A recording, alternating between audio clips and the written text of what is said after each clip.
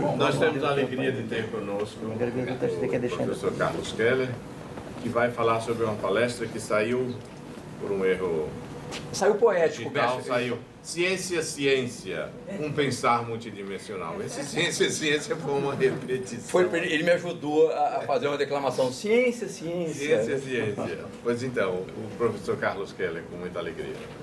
Obrigado, mestre. Bem, me dá licença para tomar um cafezinho que eu hoje. Como agora de novo. Tá sem açúcar, tá, Keller? Tudo bem. Bom, para eu tentar, quem costuma assistir minhas aulas sabe quão informal é, então eu vou tentar, em 5 minutos eu volto ao normal. Normal não sei, que eu nunca fui, mas eu, pelo menos. Eu começo com um bate-papo,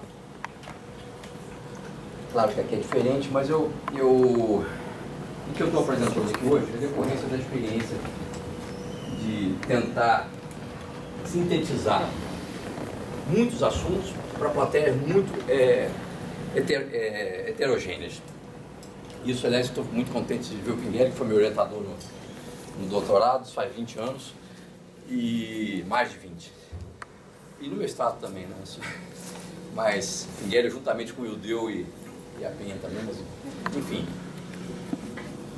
Estou dizendo isso, já que na presença dele, já que ele está aqui, porque muito do que está aqui foi uma transformação que eu fui fazendo na minha maneira de conseguir encarar e sintetizar o que eu penso da ciência, principalmente nessa múltipla abordagem. Porque a questão, acho que eu vou conseguir explicar à medida que eu for falando.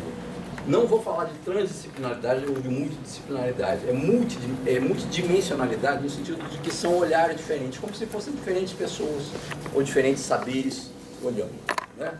A primeira coisa, e aí, como eu disse, que eu perdi o arquivo que estava mais feito, é que eu começo lembrando que não há uma definição única para a ciência, né? É muito pequeno, não, né? Então, daí vem o problema da demarcação. Bom, estou escrevendo isso para dizer que essa aqui não vai ser minha questão principal, senão seria uma palestra essencialmente sobre epistemologia. Então, eu já começo, quem faz meus cursos sabe, a gente vai entrar nisso sim, isso é importante, mas vai ser, a questão é, de acordo com quem? Com que escola?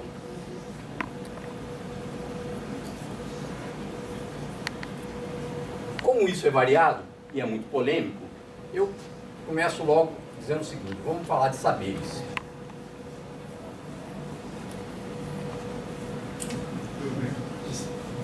Um deles sendo ciências.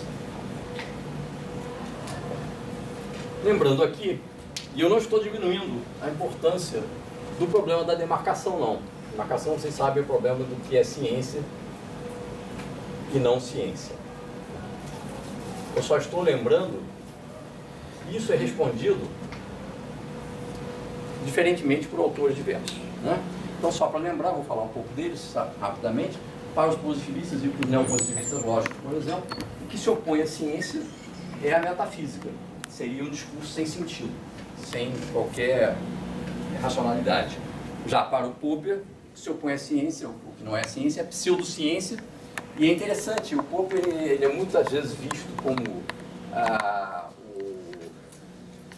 o porta-voz da hiperracionalidade, mas ele, de certa forma, ele trouxe para dentro da discussão epistemológica muita coisa que foi apropriada depois, inclusive por pessoas como Feyerabend e outros. Tem gente que, é engraçado, ele é acusado por uns de hiperracionalista e por outros de ter introduzido na ciência um obscurantismo louco, né, como o anarquismo epistemológico. Por quê? Porque quando ele diz que, no contexto da criação, no contexto da... Eu mantenho essa divisão, essa classificação do Reichenbach, que era do Círculo de Berlim, também dos anos 20, né, entre contexto de descoberta e contexto de justificação. Quando ele coloca que, no resumo do pensamento dele, eu diria aquela frase, ousadas conjecturas e rígidas refutações, né? É diferente do verificacionismo anterior. Mas vamos lá. Isso aqui que eu estou falando, eu comecei pelo fim, mas vamos chegar lá. Então, acima de tudo, ele mesmo tem um artigo no Conjecturas e Refutações, com ele, Popper, que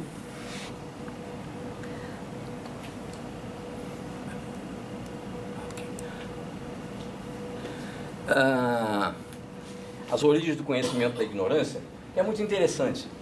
Ele coloca assim, bem, como é que é a grande questão da ontologia, né, que é o ser, por isso o título da palestra é essa, quer dizer, o que eu quero enfatizar é que o que move o cientista, e isso aí vem lá da Grécia clássica e de outras culturas, é uma busca ontológica, entender o mundo. Aquela perguntinha simples e básica, trivial, por que estamos aqui, de onde viemos, para onde vamos, coisa básica, né?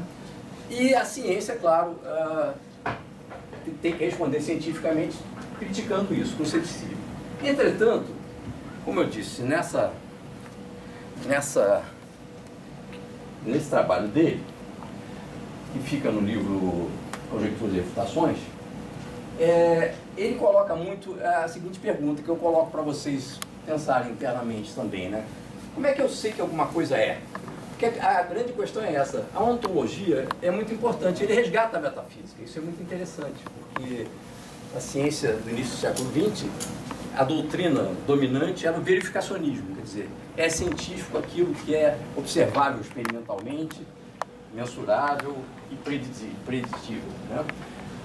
E qualquer especulação sem base nisso não é válida, seria a tal da metafísica sem sentido. Isso, para os positivistas clássicos e o positivismo lógico, a diferença é muito grande, acho que não vai dar tempo de entrar nisso aqui, mas a gente pode outra hora conversar sobre isso.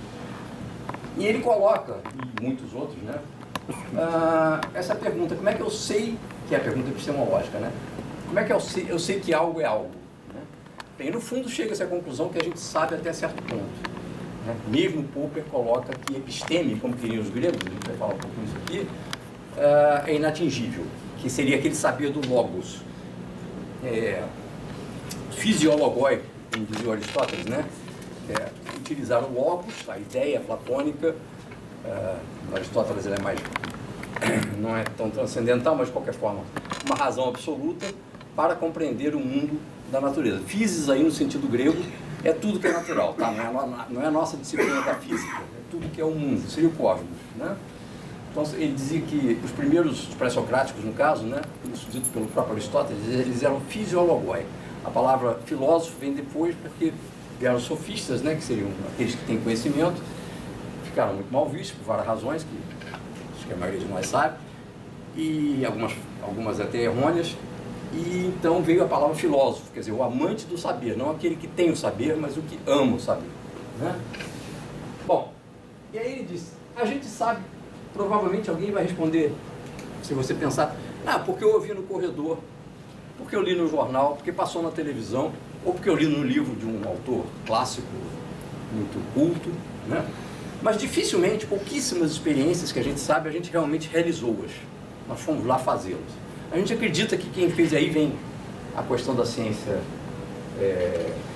fidedigna. A gente acredita que quem a fez, e aí a questão dos pares, né, que é criticada pelo Kuhn, claro, pela questão dos paradigmas e tal, dos grupos de poder entre a sociologia da ciência, que é uma outra área, que a gente já tocou em outra palestra aqui. Tem várias coisas que eu estou falando que são palestras que eu dei, claro que vocês não podem, a maioria não assistiu, alguns sim, mas não dá para falar tudo num dia só. Então, tradições culturais é fundamental nisso. Primeiro, a questão do europocentrismo, que com muita razão é criticada. Eu não tenho dúvida, nós que eu digo, a humanidade, saberes que nós não sabemos nem de onde vieram.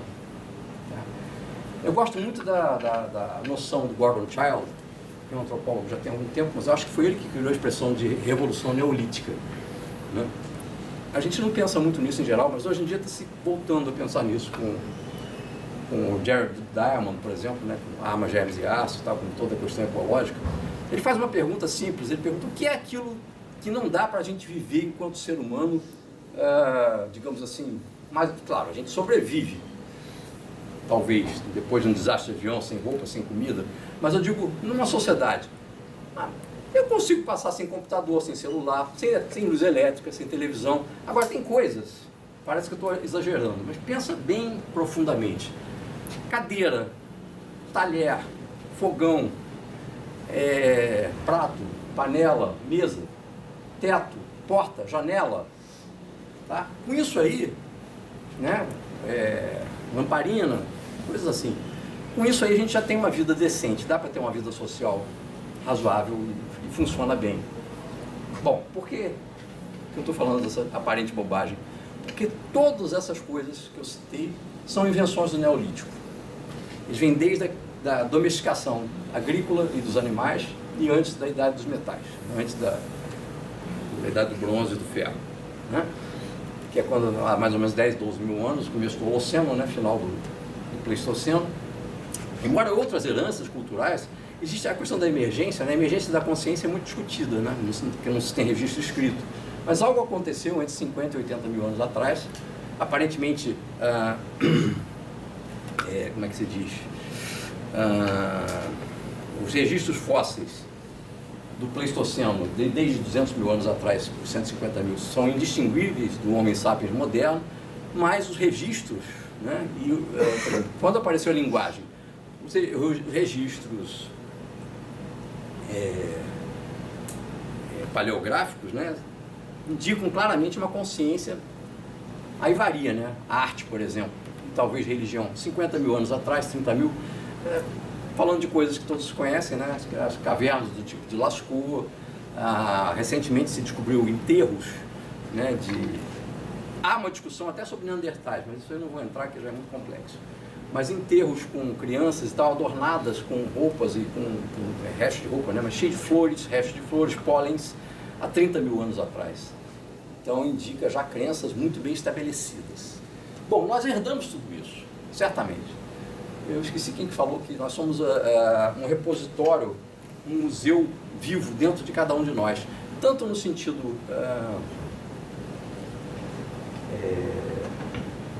biológico, né? Evolucionista, como também cultural. Então é um inconsciente, é como fazendo um paralelo daquela coisa de que a ontologia segue a filogenia, né? Quando a gente nasce e é criança, a gente sabe que a gente ficou consciente, a gente sabe que a gente está aqui conversando hoje, a gente sabe que a gente tem memória, sabe que tem racionalidade, entre aspas, né? Algum tipo de racionalidade, não vou entrar nessa discussão, quer dizer, até vou, por causa do logos antigo e do logos moderno. Mas é uma coisa gradual, a gente vai acordando daquele semi-inconsciente infantil, né? Mas a gente não tem uma data para isso, ninguém sabe, né, lembrar. Eu estou falando isso para fazer um paralelo com a espécie humana. A espécie humana eu acho que foi acordando dessa mesma forma. Houve a emergência da consciência. É uma das grandes emergências, no sentido de emergentismo, né? De propriedades emergentes, que é o contrário do reducionismo, que são igualmente importantes, né? Você tem uma teoria geral, tem uma teoria geral aqui. E você tem teorias particulares. Quando você desce daqui para cá, você está fazendo reducionismo, né? Quando você sobe daqui para cá, você está procurando propriedades emergentes. O que é fascinante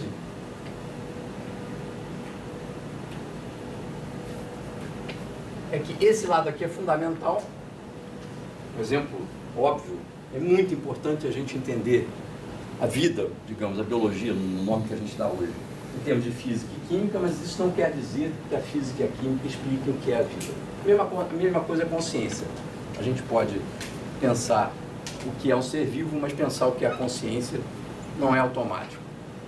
Então você reduz isso para quem faz física é muito típico, o caso mais clássico é passar da termodinâmica para a física estatística, né? A física estatística explica quase tudo da termodinâmica e isso é muito bom, é muito importante para a física.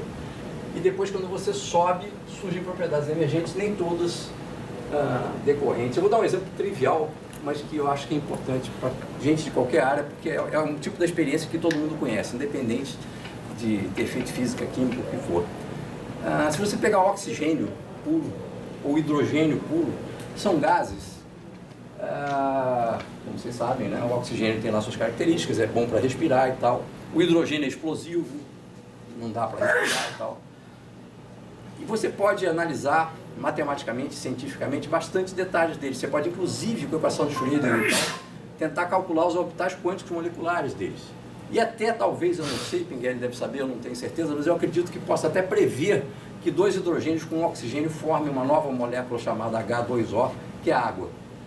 Agora, embora se preveja isso em cálculo, eu até fico essa pergunta no ar, depois a gente pode conversar fora daqui, eu duvido, me parece que ninguém seria capaz de prever, voltando, dado que você conhece só oxigênio e só hidrogênio, o que é a água, o que a água faz, as propriedades da água, o sentir da água, a água enquanto fenômeno, né? Então isso é uma propriedade emergente.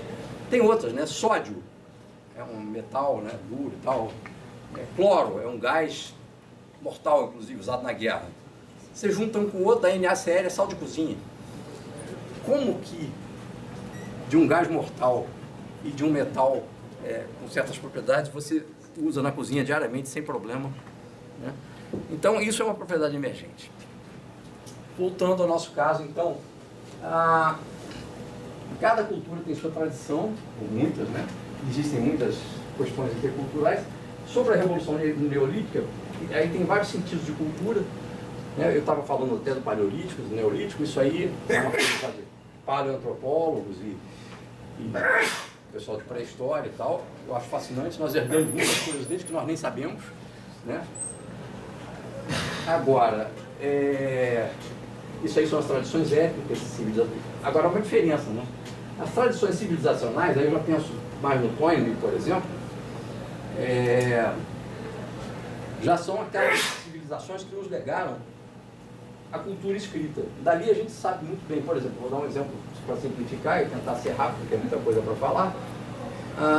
Toda a tradição de numerologia, que nós até hoje usamos de certa forma, né, vem dos sumérios, né, vem da tradição babilônica, assíria, e já dos gregos a gente herdou a tradição geométrica, né, de geometrizar tudo.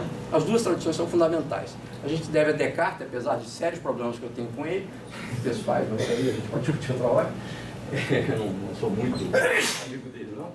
Mas o legado dele é fundamental, porque foi a primeira vez na história da humanidade, do pensamento humano, que se juntou forma e número. Para um grego, número é uma coisa pitagórico, é sagrado, e forma é platônico. E não tem discussão, as coisas não se misturam.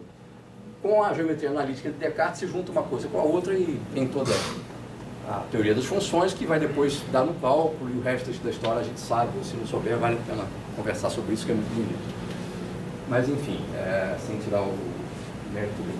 Então essas tradições que já são culturais no sentido mais de civilização, eu chamo de tradições civilizacionais, né? Que é o legado, né? Então tem do crescente fértil, tem o legado egípcio, o legado mesopotâmico e tal, que a Grécia vai assimilar tudo isso. E os outros que não interagiram, não vamos esquecer que temos outros que foram até esquecidos, né? E têm sido recuperados, a Mesoamérica, por exemplo, né? Que domesticou o trigo, as culturas andinas que domesticaram a batata, as culturas creio que amazônicas, não sei muito bem, o Mestre poderia dizer melhor, domesticaram a mandioca e outras coisas, quer dizer, estou falando domesticaram porque isso é exatamente a transição neolítica, né? É a passagem do caçador-coletor para o mundo sedentário. Estou falando dessas coisas, e esses autores, Gordon Childe, Diamond e tal, tratam muito disso, já o legado civilizacional, muito tratado por Toynbee, por Odell e outros, pelo pessoal que trabalha com história cultural, história do pensamento, história das civilizações em geral. Aí caminhando no tempo, isso aqui é só por causa dessa história dos saberes, né? E não ficar muito preocupado com a questão da demarcação por enquanto. Lembrando então que nós devemos a todas essas culturas. No entanto, e aí eu discordo do Kuhn, no sentido do... discordo de um lado. Eu acho que a ideia de... Bom, uma discípula dele, a Margaret Masterman, ela coloca que nos escritos dele mesmo tem 21 definições diferentes para paradigma, a qual ela classifica em 3 grupos, né? Um grupo mais sociológico, um grupo mais lógico, científico mesmo, e um grupo mais externo, de pressões e tal, enfim. Sociológico, quer dizer, mais no sentido de tradição de ensino, né? Os manuais, as escolas, etc. Mas, enfim, até aí tudo bem. Agora, quando ele fala de rompimento, né? Como se diz? De incomensurabilidade entre os conhecimentos, aí é que eu tenho meus problemas com ele. Isso é uma outra discussão, seria uma outra palestra, a gente discutir Popper, Kuhn, etc., Lakatos. Eu fico muito perto do Lakatos, não sei mas por quê? Ou Lakatos, né?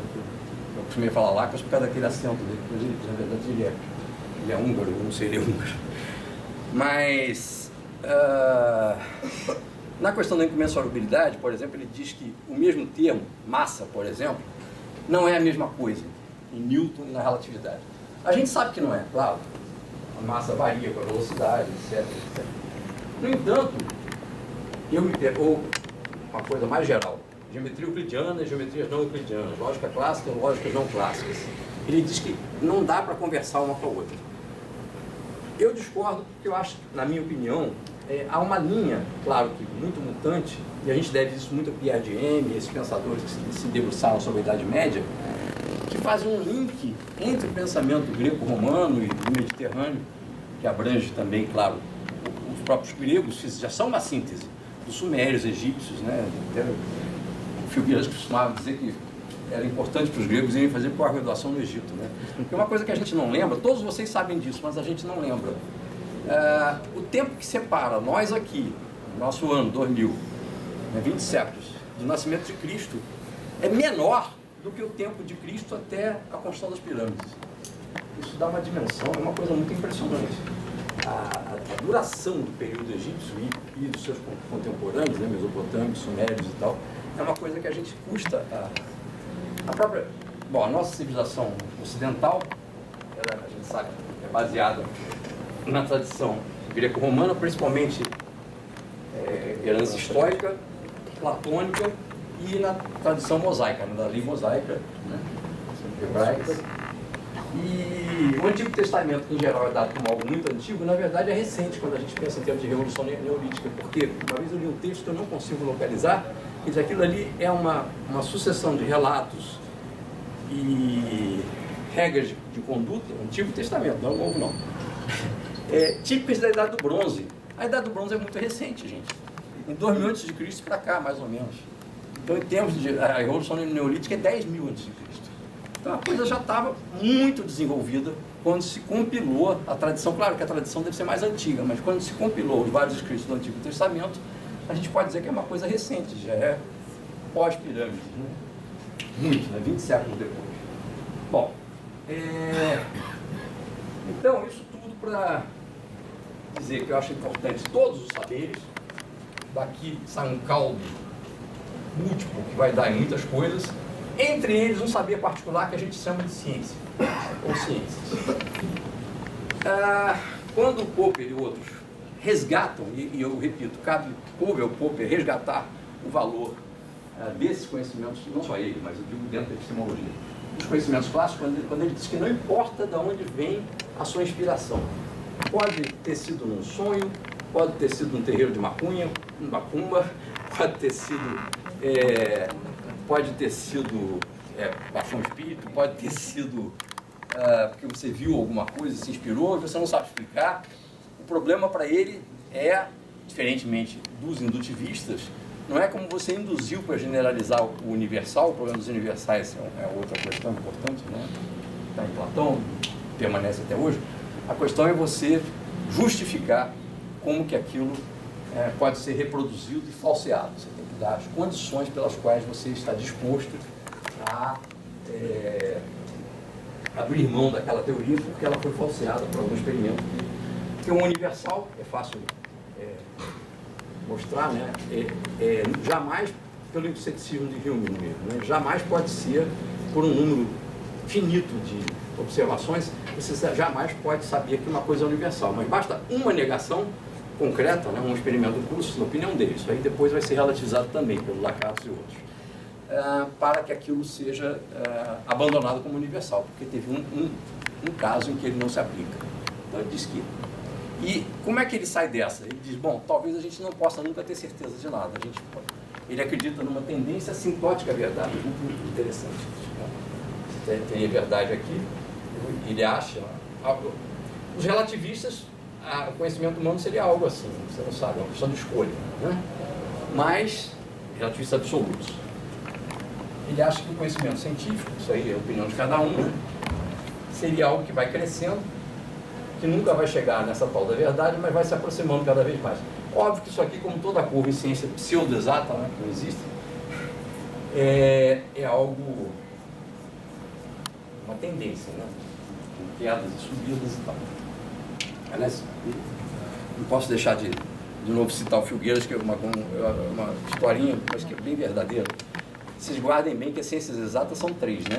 Física, química e matemática. Das 3, a física e a química não são exatas, e a matemática não é ciência. Então, essas são as 3 exatas. Eu sempre falo que a gente não deve ficar falando de ciências exatas. Bom.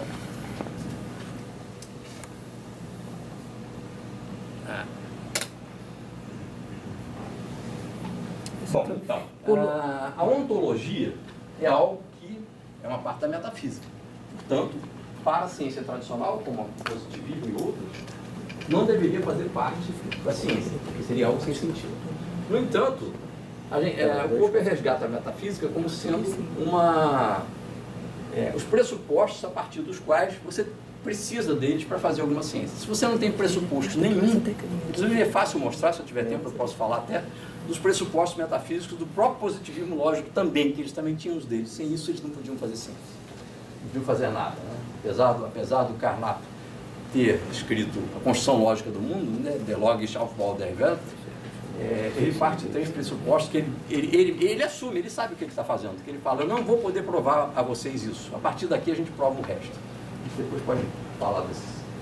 Então,